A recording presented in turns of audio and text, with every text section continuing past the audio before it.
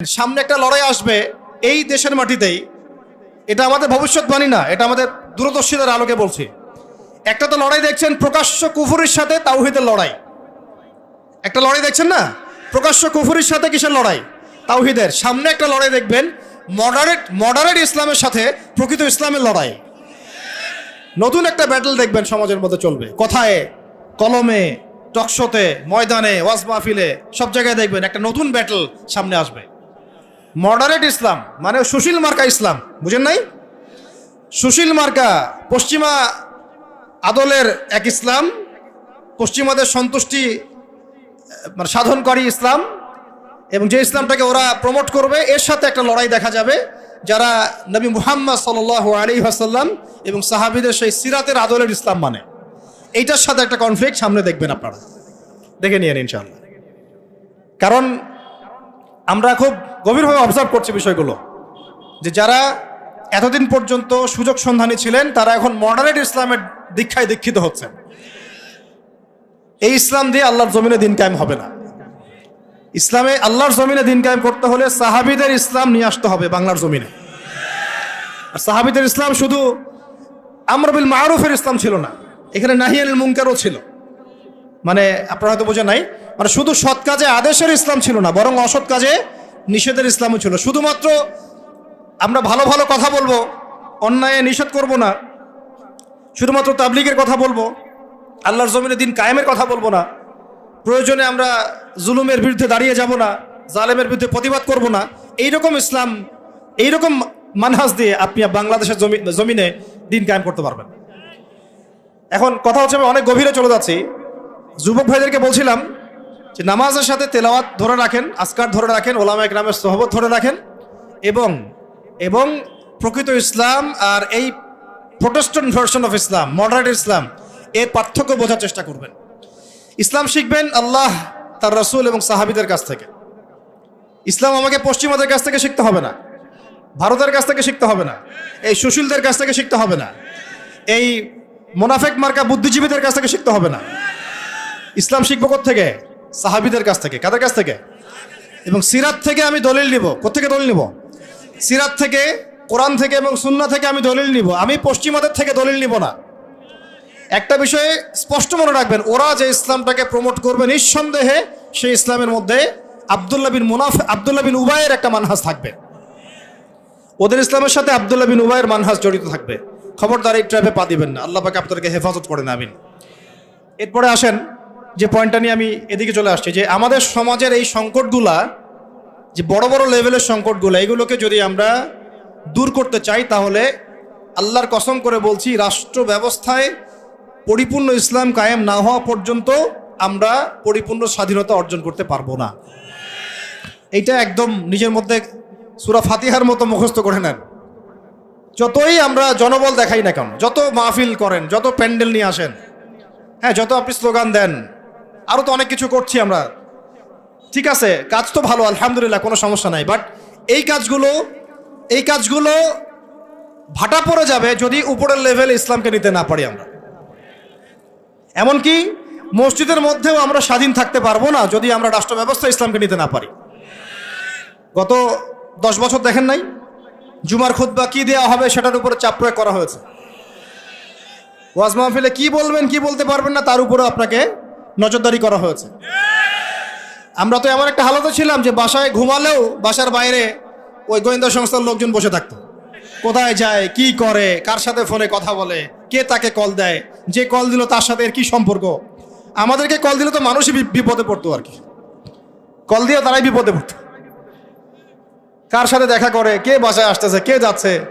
এই যে একটা, মনে আছে দাজ্জাল যে দ্বীপে বন্দী আছে, একটা হাদিস আছে না, একটা যে তামিম দারি রাদিয়াল্লাহু আনহু হাদিস। প্রথমে একটা প্রাণীর সাথে দেখা হয়, সেই প্রাণী জিজ্ঞাসা করে যে তোমরা কোথা থেকে আসছো, মনে আছে হাদিসটা? তো ওই প্রাণী নিজের পরিচয় দিয়েছিল কি, যে আমি জাসাস। আমি কি জাসাসা? আমি কি জাসাসা? আমি হচ্ছি গোয়েন্দা। জানি না এই হাদিসের আসলে তাওয়িল এখন আমার জানা নাই, আল্লাহ ভালো জানেন, আমি এখনো শিখছি। কিন্তু এখন খেয়াল করে দেখেন, পুরা যে সভ্যতাটা চলছে, এরা যেভাবে তাওহীদপন্থী মুসলিমদেরকে এইভাবে গোয়েন্দা সংস্থাদের আওতায় নিয়ে আসছে, উঠতে বসতে চলতে ফিরতে তারা আপনাকে নজরদারির মধ্যে রাখতেছে। ঠিক দাজ্জালের ওই জাসাসার মতো, ঠিক দাজ্জালের জাসাসার মতো। আল্লাহ, যাই হোক, কথা হচ্ছে যে আপনি আমি মসজিদেও স্বাধীন থাকতে পারবো না যদি আমরা উপরের লেভেলের ইসলামকে নিতে না পারি, শক্তিশালী হতে না পারি। এই যে একটু আগে বললাম সুদের কথা, আপনি সুদভিত্তিক অর্থ ব্যবস্থাকে বন্ধ করা তো দূরের কথা, বন্ধ করা বহু দূরের কথা, এখানে সংস্কার আনতে পারবেন না যদি আপনি রাষ্ট্র ক্ষমতা ইসলামকে নিতে না পারেন। শিক্ষার কথা বলি, দুটো লাইন বলি। শিক্ষার যা দুরবস্থা চলছে, এই দুরবস্থায় উচিত ছিল, দেখেন প্রাইমারি স্কুলেই আমাদের বাচ্চারা কোরআন তেলাওয়াত শিখে যাবে। আপনি লক্ষ লক্ষ প্রাইমারি স্কুলের বাচ্চাদেরকে একটা জায়গায় বসান, তাদের মধ্যে 90% কোরআন তেলাওয়াত করতে পারে না। হাই স্কুলের বাচ্চারা পারে না, কলেজের বাচ্চারা পারে না, ইউনিভার্সিটির ছেলেরা পারে না, অনার্স মাস্টার্সের ছেলেরাও পারে না। তাদেরকে যারা শিক্ষা দেয় শিক্ষক মণ্ডলী, তারাও 80% কোরআন তেলাওয়াত করতে পারে না। একটা দেশের শিক্ষা কমিশন কোরআন তেলাওয়াত করতে পারে না। একটা দেশের এমপি মন্ত্রী আমলারা কোরআন তেলাওয়াত করতে পারে না।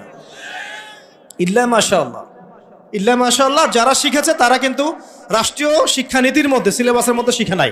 তারা শিখেছে কোনো ওস্তাদের কাছে, হয় কোনো মক্তবে, না হলে মাদ্রাসায়। তাহলে একটা মুসলিম প্রধান রাষ্ট্রে শিক্ষা ব্যবস্থার মধ্যে কোরআন বাধ্যতামূলক নাই।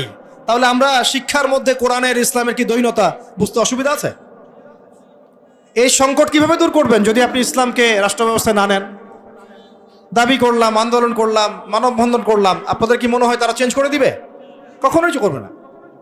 হয়তো বলবে ঠিক আছে, আচ্ছা ঠিক আছে, আমরা 10টা সূরা দিয়ে দিলাম পড়ুক, 20টা সূরা দিয়ে দিলাম পড়ুক, এক পারা দিলাম মুখস্থ করুক, সর্বোচ্চ দিল ধরেন। কিন্তু আমরা জানি যে এগুলো দিয়ে সাহাবাওয়ালা সেই জজবা, সেই ইমান, সেই দাওয়াত, সেই জিহাদ, সেই ইকামতের দিন সম্ভব না। এগুলো জাস্ট আইওয়াশ শোডাউন করা মানুষ। জ্ঞান, ইসলামের জ্ঞান যে এত যে গভীর, মানে আমরা এখন যেটা অনুভব করি যে আমরা এই সাগরের কিনারায় দাঁড়িয়ে আছি, এখনো সাগরে নামা তো দূরের কথা, আমরা পাও ভিজাইনি এখন। এটা হলো দ্বীন ইসলামের জ্ঞানের গভীরতা। আর আমাদের 90% মুসলিমের কান্ট্রি, এখানে শিক্ষা ব্যবস্থা ইসলাম নাই। কোরআন বাধ্যতামূলক না, হাদিস 100টা বাধ্যতামূলক না। 20 বছর পড়াশোনা করে আমাদের ভাইরা 20টা সূরাও শিখে না। এখানে ইংরেজি বাধ্যতামূলক, সায়েন্স বাধ্যতামূলক, ম্যাথামেটিক্স বাধ্যতামূলক। আর কি বলবো, বিসিএস ক্যাডার হচ্ছে কোরআন ছাড়াই। সিরাত, নবী সাল্লাল্লাহু আলাইহি ওয়াসাল্লামের জীবনী, যে নবীকে চিনে না সে আল্লাহকে চিনবে কিভাবে? সেই সিরাত আমাদের সিলেবাসে নাই। আপনি একজন দাঁড়ায় বলেন তো যে 20 বছর পড়াশোনা করেছেন, আপনার সিলেবাসে সিরাত ছিল? একটা বই, খতামুল আম্বিয়া, সিরাতে খতামুল আম্বিয়া, পাতলা এতটুকু বই, সিরাতে খতামুল আম্বিয়া, মুফতি মোহাম্মদ শফি রাহমাহুল্লাহ লিখেছেন, এতটুকু বই। এই বইটাও কি পড়াইছে? তাহলে একটা দেশের শিক্ষা কমিশন কি করছে আসলে? এদেশের কোটি কোটি ছেলে, কোটি কোটি মেয়ে, কোটি কোটি শিশু কোরআনবিহীন ভাবে শিখছে, হাদিসবিহীন শিক্ষা শিখছে, সিরাতবিহীন শিক্ষা শিখছে, ইসলামের ইতিহাস নাই, আকিদা তো বহু দূরের কথা, ফরজে আইনেরও কোনো পড়াশোনা নাই। কিন্তু এখানে আপনি শরীফও পাবেন, এখানে আপনি শরীফও পাবেন, আরো কত কি পাবেন। এগুলো না হয় নাই বা বললাম, বলতেও খারাপ লাগে। উন্মুক্ত যৌন চর্চা ওখানে পড়ানো হচ্ছে, যৌন শিক্ষার নামে উন্মুক্ত ফ্রি সেক্সের দীক্ষা দেওয়া হয় নাই। এখন কতটুকু সংস্কার হচ্ছে আমি জানি না, নতুন করে আমি বই ঘাটি নাই। আগে 20-30 বছর আগে যাও ইসলামের কিছু ছিল, গদ্য পদ্য উপন্যাস কিছু ছিল, এগুলো আস্তে আস্তে সব উঠায় দেওয়া হচ্ছে। খেয়াল করে দেখেন। তাহলে এটাকে পরিবর্তন আনার জন্যে শুধু কি মানববন্ধন যথেষ্ট হবে? ওয়াজ মাহফিলে আমি যে বলছি, আমার বলাটা কি যথেষ্ট হবে? এরা শুনেও শুনবে না, দেখেও দেখবে না। আমি বলে দিচ্ছি আপনাদেরকে, যদি সেকুলাররা উপরে থাকে, এই তথাকথিত সুশীলরা, এই রাম বাম প্রগতিশীলরা, এরা এই কথাগুলো শুনে বিশ্বাসও করতে পারে, হ্যাঁ এটা সত্য কথা বলছে ছেলেটা, কিন্তু ওরা কিছুই করবে না। কারণ কিছু বললেই দুটো শব্দ, কিছু বললে নাকি ওদের আব্বু মাইন্ড করবে। আব্বু চিনেন তো? আব্বু হচ্ছে কে? আমেরিকা। হ্যাঁ, কিছু বললে কে মাইন্ড করবে? আবার কিছু বললে আম্মু নাকি বকা দিবে। আম্মু চিনেন? আম্মুকে? না, আম্মু হচ্ছে ভারত। ওদের চিন্তাটা এরকম, কিছু বলবো না, বলা যাবে না, কিছু করা যাবে না, সংস্কার করা যাবে না, কিছু বললে আব্বু মাইন্ড করবে। আব্বু কারা? পশ্চিমারা। আব্বু কারা? পশ্চিমারা। আবার এখন বলছে কিছু বললে আম্মু মাইন্ড করবে, আম্মু বকা দিবে। হ্যাঁ, আপনারা কেন মব সন্ত্রাস করতেছেন, মবক্রেসি করতেছেন? আসলো না কিছু কথা কয়দিন আগে? কিছু বললেই, মানে হুজুররা কিছু বললেই ভারত চেতে যাবে, ভারতের মিডিয়াতে তোলপাড় হবে। হ্যাঁ, বাকি আপনারা যদি আন্দোলন করেন, সংগ্রাম করেন, অভ্যুত্থান ঘটান, তাহলে কোনো সমস্যা নেই। হুজুররা বললে সমস্যা। এটার কারণ একটাই, এই পৃথিবী দুই ভাগে ভাগ হয়ে গেছে। মনে রাখবেন, এই পৃথিবী দুইটা শিবিরে ভাগ হয়ে গেছে, সামনে আরো যাবে। একটা ঈমানের শিবির, একটা কুফুরের শিবির। মাঝখানে কিচ্ছু নাই। মাঝখানে কিছু মুনাফিক থাকবে, এরা কাফেরদের সাথেই থাকবে। আপনারা এই হাদিসটাও পড়বেন, শেষ জামানে যখন দাজ্জাল বের হবে, মদিনার উপকূলে সে পৌঁছাবে, দূর থেকে দেখে বলবে যে ওইটা আহমদের মসজিদ সাল্লাল্লাহু আলাইহি ওয়াসাল্লাম। আহমদ মানে কে? মুহাম্মদ সাল্লাল্লাহু আলাইহি ওয়াসাল্লাম। তো সে ওখানে যেতে পারবে না, ফেরেশতারা দাঁড়িয়ে থাকবে খোলা তরোয়াল নিয়ে, পাহারা দিবে। তো সেখানে সে আঘাত করবে আর কি। এটা ভূমিকম্প হবে। ওই ভূমিকম্প যখন হবে, ওই ভূমিকম্পতে মদিনার মধ্যে থাকা যত মুনাফিক, এগুলো বের হয়ে দাজ্জালের বাহিনীতে যোগ দিবে। মানে পৃথিবীর শিবির আস্তে আস্তে দুই ভাগ হয়ে যাবেই, ঈমানের শিবির এবং কুফুরের শিবির। মাঝখানে কোনো আর দল থাকবে না, কিছু মুনাফিক থাকবে, এরা কাফেরদের সাথেই যুক্ত হবেই শেষমেশ। কথা হচ্ছে ভাই, মূল কথা একটাই, এই যে অর্থনৈতিক সংস্কারের কথা বললাম আর শিক্ষা সংস্কারের কয়েকটা উদাহরণ দিলাম। শিক্ষার এই দৈন্যতা, দুরবস্থা, 20টা বছর 30টা বছর আপনার জীবন থেকে কেড়ে নেওয়া হলো একটা চাকরির সুরসুরি দিয়ে, একটা শিক্ষিত হবেন সার্টিফিকেটের একটা কলা ঝুলাই দিয়ে আপনার জীবন থেকে 20 বছর নিয়ে নেওয়া হয়েছে। এই 20 বছরে আপনি কিচ্ছু শিখতে পারেননি ইসলামের। কিন্তু এই 20 বছর কিন্তু জীবন আর ফিরে আসবে না। 20 বছর দূরের কথা, একটা দিন চলে গেলে কি ফিরে আসবে নাকি? অথচ এই 20 বছরে আপনি মুফতি হয়ে যেতে পারতেন। আমরা আফসোস করতেছি এখন। এবং ওই সময়, যে সময়টা কেড়ে নেওয়া হয়েছে, ওই সময়টা আমাদের জীবনের সবচেয়ে উর্বর সময় ছিল। ওই সময় আমাদের ব্রেন থাকতো ফটোকপি ব্রেন, একটা পৃষ্ঠা দেখলেই মুখস্থ হয়ে যায়। তখন মুখস্থ করাইছে একদম ছোটবেলা থেকেই। আমি তো শিক্ষা নিয়ে কাজ করতেছি লাস্ট 7 বছর 8 বছর হয়ে গেছে। 7-8 বছর থেকে আমি স্কুলিং করতেছি, আরও বিভিন্ন প্রজেক্টে আছি। ওদের সবগুলো বই শুরু থেকে গোড়া থেকে ঘেটেছি, আমরা ঘাটছি, এখনও ঘাটছি।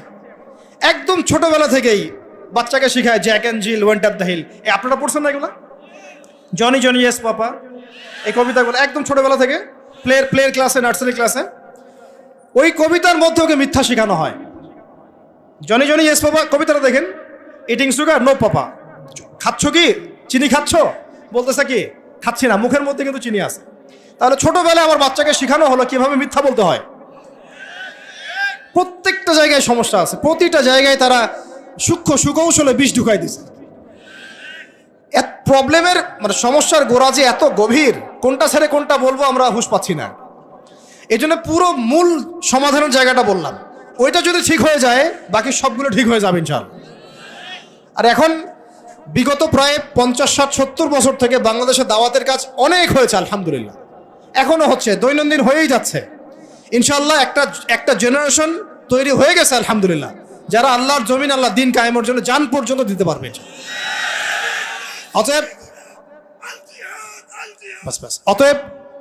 অতএব যেহেতু মুরব্বী কেরাম আছেন আমাদের মাথার উপরে এবং আমাদের মধ্যে এই চেতনা আছে, আমরা দাওয়াত পেয়েছি, কবুল করেছি, সত্য মিথ্যা চিনতে শিখেছি, বুঝতে শিখেছি, এখন আমার মনে হয় এটাই সবচেয়ে উত্তম সময় বাংলাদেশের জন্য ইসলামকে রাষ্ট্র পর্যায়ে নিয়ে যাওয়ার জন্য।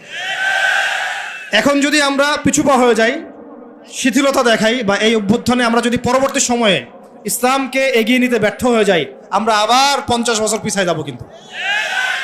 অতএব এখন আর চুপ করে বসে থাকার কোনো সুযোগ নাই। এখন প্রশ্ন আসবে যে এইটা কি রাতারাতি আপনার ঘরে চলে আসবে নাকি অর্জন করতে হয়? এটা কিন্তু রাতারাতি ঘরে আসবে না, এটা অর্জন করে ছিনিয়ে নেওয়ার বিষয়। বিষয়টা হচ্ছে সিরাত থেকে আপনি পড়েন, মক্কা থেকে আমরা যে বের হয়ে গেলাম, মদিনায় চলে গেলাম, মদিনা রাষ্ট্র কায়েম হলো, পরে 8 বছরের মধ্যে আমরা মক্কা জয় করেছি। কত বছর? এটা কি রাতারাতি হয়েছে না আমাদেরকে এর জন্য সংগ্রাম করতে হয়েছে, দাওয়াত দিতে হয়েছে, তাবলিগ করতে হয়েছে এবং জিহাদও করতে হয়েছে, সব কিছুকে একসাথে করতে হয়েছে। তারপরে 8 বছরের ব্যবধানে আমরা আবার মক্কা জয় করেছি। ঠিক একইভাবে যদি আমরা আমাদের অঞ্চলের কথা চিন্তা করি, এই অঞ্চলেও রাষ্ট্র ক্ষমতা ইসলাম রাতারাতি কি হবে না, কায়েম হবে না। আমাদেরকে আমাদের জায়গা থেকে কাজ করতে হবে। তো কাজ কি শুধু তারাই করবেন যারা ইসলামিক রাজনীতি করেন তারাই, না আপনাদেরও কোনো কাজ আছে নাকি প্রত্যেকটা মুসলিমের ভূমিকা রাখার সুযোগ আছে? কোনটা? আচ্ছা, আমার আপনার উপর কোনো দায়িত্ব নাই? এই সব দায়িত্ব কি ওলামায়ে কেরামদের? কিছু হলে তো অনলাইনে আপনারা খুব গালাগালি করেন, দেখি আমি মাঝে মাঝে, আলেম ওলামারা কি করে, আলেম ওলামারা কি করে, আলেম ওলামারা কি করছে, আলেম ওলামারা নাই কেন, এই শুনিয়ে উনি কেন কথা বলে না, উনি কেনই করে না। তো সব কিছু কি ওলামায়ে কেরামের কাঁধে চাপিয়ে দিচ্ছেন আপনারা? তারা কি এই উম্মার নবী? ওয়ারাসাতুল আম্বিয়া, কিন্তু নবী কি? তাদের উপর দিয়ে যা গিয়েছে বিগত 10-15 বছর, এটা কি আপনাদের কল্পনা তো আসবে? কল্পনা করতে পারেন যে একটা ছোট্ট ঘরের মধ্যে একটা মানুষ 3 বছর, 4 বছর, 5 বছর, 7 বছর, 8 বছর এইভাবেই কাটাচ্ছে, দিনের পর দিন, রাতের পর রাত, দিনের পর দিন, রাতের পর রাত। 3টা দিন থাকা যাবে ওখানে? সম্ভব? 3 ঘন্টা থাকা যায়? তার ওলামায়ে কেরামদের উপরে কি গিয়েছে এটা তো আপনাদের বোঝা উচিত। কেন ওলামায়ে কেরামগণ উম্মাকে বাঁচানোর স্বার্থে মাঝে মাঝে প্রজ্ঞার পরিচয় দিয়েছেন, দাওয়াতের মেহনত চালু রেখেছেন। কিছু কিছু বিষয়ে তারা কি করেছিলেন, কৌশল অবলম্বন করে উম্মাকে অন্তত ইসলামের দাওয়াতটা অব্যাহত রেখেছিলেন, এই চিন্তা করে যে অন্তত আমরা টিকে থাকি মাঠের মধ্যে, মাঠটা ধরে রাখি। অন্তত যদি আমরা সব একটা একটা করে নাই হয়ে যাই, তাহলে তো জাতিকে দাওয়াত দেওয়ার, তাবলিগ করার, নসিহত করার কেউ থাকবে না। এটা তো একটা ছিল ডিপ্লোমেসি, প্রজ্ঞা। এখনকার সময় আর ওই সময় তো এক না। কথা হচ্ছে আমাদের প্রত্যেকের উপরে ভাই দায়িত্ব বর্তাবে। এখনো বহু ওলামায়ে কেরামের কাঁধে 5টা, 10টা, 20টা করে মামলা আছে। আর কি শুনবেন? বহু ওলামায়ে কেরামের মানে আত্মীয় স্বজন মামলা মোকদ্দমা শিকার। একটা মামলা লড়ার মতো টাকাও তাদের কাছে নাই। জমি জমা, বাড়ি ভিটা বিক্রি করে দিয়ে তাদেরকে এগুলো লড়তে হচ্ছে, এখনও লড়তে হচ্ছে। দেশে অনেক কিছু হচ্ছে অভ্যুত্থানের পরে, ওলামায়ে কেরামদের কিন্তু প্রতি সুদৃষ্টি এখন পর্যন্ত আসে নাই। আমাদের প্রতি সুদৃষ্টি কিন্তু এখনো তারা দেন নাই। এখনো আপনারা আমাদেরকে মানে বাংলাদেশের কি মনে করেন? বাংলাদেশের উচ্ছিষ্ট অংশ মনে করেন নাকি? বোঝা মনে করেন না? মনে রাখবেন, বাংলাদেশের তাকদীর ইনশাআল্লাহ তাআলা আল্লাহ রাব্বুল আলামিন আলেম ওলামাদের হাতেই রাখবেন ইনশাআল্লাহ। এটা আবেগের কথা নয়। হ্যাঁ, এটা সত্য। এটা সত্য যে আমরা বিগত প্রায় হয়তো 30-40-50 বছরে রাষ্ট্র ব্যবস্থায় ইসলামকে নিয়ে যাওয়ার জন্যে যে রাজনৈতিক মুভমেন্টগুলো, এগুলোতে সবাই একসাথে নামতে পারি নাই। এটা হয়তো সত্য কথা। কেন পারি নাই, কি সমস্যা ছিল, এগুলো আর আলোচনা করার দরকার নাই। এখন আলোচনা করার দরকার হচ্ছে এই যে এখন থেকে আমরা যেন এই পদক্ষেপে সবাই সামনের দিকে আগাই ইনশাআল্লাহ। এটা এখন ইবাদত মনে করে করতে হবে। কি মনে করে? ইবাদত মনে করে করতে হবে। এবং নিজেদের মধ্যে আপোষের দ্বন্দ্ব কলহগুলো মিটিয়ে ফেলতে হবে। তবে একটা বিষয় আগে স্পষ্ট করে দিতে হবে যে আহলে সুন্নাহ ওয়াল জামাআর আকীদার সাথে কিন্তু কোনো আপোষ করা যাবে না। আহলে সুন্নাহ ওয়াল জামাআর আকীদা বহির্ভূত কোনো ঐক্য কিন্তু আমাদের আবার উপকার করতে পারবে না। এটাও বোঝার ব্যাপার আছে একটা। আহলে সুন্নাহ ওয়াল জামাআর সাথে যাদের আকীদাগত মিল আছে তাদের সাথে ঐক্য করতে আমাদের কোনো সমস্যা নাই। কিন্তু যারা এই আকীদা এবং মানহাজ বিবর্জিত চিন্তা চেতনা লালন করেন, তাদের সাথে ঐক্য হতে পারে ডিপ্লোম্যাটিক, কিন্তু মানহাজগত ঐক্য কখনোই সম্ভব না। এটা আমাদের আগে স্পষ্ট করে দিতে হবে। আল্লাহ পাক আমাদের বোঝার তৌফিক দান করেন। এখন আমাদের কিছু করা আছে কিনা ভাই? আমি সবার আগে আবার বলতেছি, আমাদের সবার প্রথম কাজ হচ্ছে 5 ওয়াক্ত নামাজ পড়া। বেনামাজিদেরকে দিয়ে কি নাই, দিন কায়েমের কোনো মুভমেন্ট, খেদমত নাই। শোনেন, দিন কায়েম তো করেছেন আবু বকর রাদিয়াল্লাহু আনহু, ওমর, ওসমান, আলী রাদিয়াল্লাহু আনহুম আজমাইন, সাহাবায়ে কেরাম। আমরা যদি এই যুগের আবু বকর, ওমর, ওসমান, আলী না হতে পারি, এই যুগের, তাহলে আমাদের দ্বারাও দিন কায়েম হবে না। বুঝতে পারছি কথা? তাই সবার আগে সালাতের সবক আমি বারবার দিচ্ছি। এরপরে বললাম যে কোরআন অবশ্যই পড়তে হবে, জিকির করবেন বেশি বেশি, ওলামায়ে কেরামের সহবতে থাকবেন এবং মাথার উপরে মুরব্বী আলেম রাখবেন। আল্লাহ পাক তৌফিক দান করেন। এরপরে আমি বলছিলাম যে অবশ্যই রিজিক হালাল হয়ে যেতে হবে, পরিবারের আদর্শগুলো ইসলামিক হয়ে যেতে হবে, সন্তানদেরকে আল্লাহর জন্য মানুষ করতে হবে মুজাহিদ হিসেবে। সৎ কাজে আদেশ সবাইকে করতে হবে, অসৎ কাজে নিষেধও সবাইকে করতে হবে। পাশাপাশি নিজেদের জান মাল সময় শ্রম দিয়ে আল্লাহর জমিনে দিন কায়েমের জন্য এই ইসলামিক রাজনৈতিক মুভমেন্টগুলোর সাথে থাকতে হবে। আল্লাহ পাক থাকার তৌফিক দান করেন। আজকে আমরা কয়েকটা বিষয় আল্লাহর কাছে ওয়াদাবদ্ধ হতে পারি কি? পারা যাবে? 1 নাম্বার, জীবনে কোনোদিনও নামাজ ছাড়বো না ইনশাআল্লাহ। 2 নাম্বার, দ্বীনি ইলমের শিক্ষা নিজের উপরে ফরজ করে নেব ইনশাআল্লাহ। যেভাবে আমরা দুনিয়া শিখেছি এইভাবে দিন শিখতে হবেই হবে। এটা আমার উপর নফল কোনো কাজ নয়, এটা একটা ফরজিয়াত। এটা কি? আল্লাহ পাক তৌফিক দান করেন। 3 নাম্বার, কোরআন ছাড়া একটা দিনও কাটাবো না। পারবো ইনশাআল্লাহ? কোরআনুল কারীম ছাড়া একটা দিনও কাটাবো না ইনশাআল্লাহ। 4 নাম্বার, আল্লাহর জিকিরে জবানকে সিক্ত রাখবো ইনশাআল্লাহ। 5 নাম্বার, মাথার উপরে একজন বরেণ্য আলেম রাখবো, অন্তত একজন। অন্তত কয়জন? কারো মাথার উপরে 100 জন থাকতে পারেন, কোনো সমস্যা নেই। অন্তত একজন মুরব্বী আলেমের পরামর্শে চলবেন, একা একা চলবেন না। একা একা চললে আহলে ফেসবুক ওয়াল জামায়াত হয়ে যাবে, ঠিক আছে? তারপরে আজ না থাকবে দিন, না থাকবে দিনের কোনো বুঝ, সারাদিন ওই লাইক শেয়ার আর কমেন্ট, আর না থাকবে কোনো আদব, না আখলাক, কিছুই থাকবে না। এবং আস্তে আস্তে ওই বদদোয়া লাগবে গায়ে, আলেমদের বদদোয়া লাগবে, সরে যাবেন দিন থেকে। ওলামায়ে কেরামের বদদোয়া নিলে দেখবেন দিন থেকে সরে গেছেন আপনি। বহু মিসাল নজির আমাদের সামনে আছে, ওগুলো নিয়ে আমি কথা বলতে যাচ্ছি না। তো একা একা জীবনযাপন করা যাবে না, জামায়াতবদ্ধ থাকার চেষ্টা করতে হবে এবং মুহাক্কিক ওলামায়ে কেরামের সোহবতে থাকতে হবে। যারা আল্লাহর জমিনে দিন কায়েমের ফিকির করছেন সেই সব ওলামায়ে কেরামের সাথে থেকে পরামর্শ নিয়ে বাকি জিন্দেগি কাটান ইনশাআল্লাহ তাআলা। এর আগে আমি তো বলি যে বিয়ে শাদী তাড়াতাড়ি করে ফেলেন, রিজিকের ব্যবস্থা তাড়াতাড়ি করে ফেলেন এবং বেশি থেকে বেশি সন্তান নেন। এরও আগে কথা আছে, সেটা হলো দিনদারি থেকে প্রাধান্য দেন, দুনিয়াকে প্রাধান্য দিয়েন না, আপনি ক্ষতিগ্রস্ত হয়ে যাবেন। দিনদারি থেকে প্রাধান্য দিলে আপনার পরিবার হবে আপনার জন্য জান্নাতের একটা টুকরা ইনশাআল্লাহ। আর যদি দুনিয়াকে প্রাধান্য দেন, ওই পরিবারই হবে জাহান্নামের টুকরা। আল্লাহ পাক আমাদের সবাইকে দিনদার জীবন সঙ্গিনী দান করেন। আর সন্তান নিতে হবে বেশি বেশি, এবং সন্তান থেকে মানুষ করতে হবে একেবারে মুজাহিদ হিসেবে ছোটবেলা থেকেই। আমি তো বললাম যে শিক্ষা নিয়ে আমরা কাজ করছি, আপনি নিজেও কাজ করে দেখেন। শিক্ষা ব্যবস্থার একদম চরম দৈন্যতা আছে, এটাকে সংস্কার করার জন্য সবাইকে হাত লাগাতে হবে। সর্বোপরি হালাল খেতে হবে এবং আমর বিল মারুফ নাহি আনিল মুনকারের কাজ সবাইকেই করতে হবে ভাই, একজন দুজন করলে হবে না। নিয়মিত তাবলীগে সময় দেন, আল্লাহর রাস্তায় সময় লাগান, পড়াশোনা ঠিকমতো করেন, এই অনলাইনের ফিতনা থেকে বেঁচে থাকেন। আর যত রকম যুব সমাজকে নষ্ট করার ফিতনা আছে, যেমন মাদক, পর্নোগ্রাফি, মেয়েদের সাথে ফ্রি মিক্সিং, তারপরে আপনার এই যে টিকটক, এই যা আছে যেগুলো যুবকদেরকে নষ্ট করে, এগুলোর ধার কাছেও যাবেন না আল্লাহর রাস্তায় ভাই। এই জীবনটা একটা জীবন, শোনেন আমার কথা, শেষ করছি, আমি লম্বা করবো না। এই জীবনটা একটা জীবন ভাই, আপনাদেরকে বলছি, আমাদেরকে সবাইকে আমরা নিজেকে নসিহত করছি আর কি। জীবন একটা, কয়টা? একটা দিন চলে গেলে ফিরে আসবে না, একটা রাত চলে গেলে ফিরে আসবে না। আমরা যদি একবার কবরে চলে যাই ফিরে আসতে পারবো না। যা করার এই জীবনে করতে হবে। হেলায় খেলায় এই পশ্চিমাদের ফাঁদে পড়ে, কাফেরদের ফাঁদে পড়ে, তাগুত মুনাফিকদের ফাঁদে পড়ে, ইবলিসের এই বাহিনীর ফাঁদে পড়ে জীবন নষ্ট করা যাবে না। জীবনে যা করেছি তওবা করে ফিরে আসবো, যা করেছি কি করব? তওবা করে ফিরে আসবো। বাকি জিন্দেগি আল্লাহর জন্য কাটিয়ে দেব ইনশাআল্লাহ।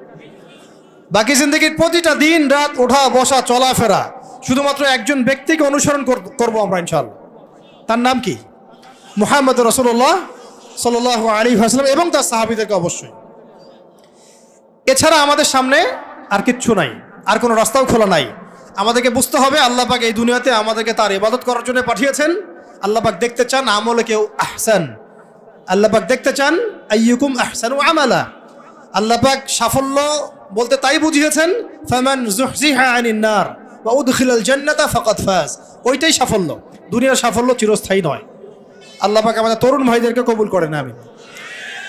নিজেদের জান মাল সময় শ্রম ব্যয় করে উজাড় করে আল্লাহর জমিনে দিন কায়েমের মেহনতে আমরা আত্মনিয়োগ করবো ইনশাআল্লাহ। আর শুরুতে আমি বলছি না যে আপনি শুরুতেই রাস্তায় নেমে আসেন, নিজের আত্মসংস্কার করেন, নিজের নফসের সংস্কার করেন, পড়াশোনা ঠিক করে ফেলেন, আমল ঠিক করে ফেলেন, ওলামা কেরামের সোহবতে চলে আসেন এবং তাদের সাথে মশওয়ারা করে পরবর্তী পদক্ষেপ নেওয়ার চেষ্টা করেন। এক কথা, জমিন আল্লাহর, দিন হবে, দিন আল্লাহর, জমিন হবে কার? এই দিন আল্লাহর, জমিন আল্লাহর, বিধান চলবে কার? বাস আল্লাহর জমিনে আল্লাহর বিধান প্রতিষ্ঠার জন্যে আমাদের সবাইকে আত্মনিয়োগ করার তৌফিক আল্লাহ পাক দান করেন, আমিন। আল্লাহ পাক আমাদের সবাইকে পরিপূর্ণ নামাজি হয়ে যাওয়ার তৌফিক দান করেন, শরিয়া বোঝার তৌফিক দান করেন, শরিয়ার বিধানগুলো বাস্তবায়ন করার তৌফিক দান করেন। আল্লাহ পাক ইসলামকে রাজনৈতিক ক্ষমতায় নিয়ে যাওয়ার তৌফিক দান করেন। আল্লাহ পাক আল্লাহর জমিনে আল্লাহর বিধানগুলো কায়েম করে ফেলার তৌফিক দান করেন। আসন্ন রমজানে আল্লাহ পাক আমাদের সবাইকে সুস্থ রাখেন, সবাইকে নিরাপদে রাখেন এবং সমস্ত রোজাগুলো হকেদায় করে করার তৌফিক দান করেন। আল্লাহ পাক আমাদের সবাইকে কোরআনওয়ালা বানায় দেন, সুন্নাহওয়ালা বানায় দেন, সাহাবায়ে কেরামের মানহাজে দিন কায়েমের তৌফিক দান করেন, সিরাত মুখস্থ করে ফেলার তৌফিক দান করেন, ইসলামী শিক্ষায় শিক্ষিত হওয়ার তৌফিক দান করেন।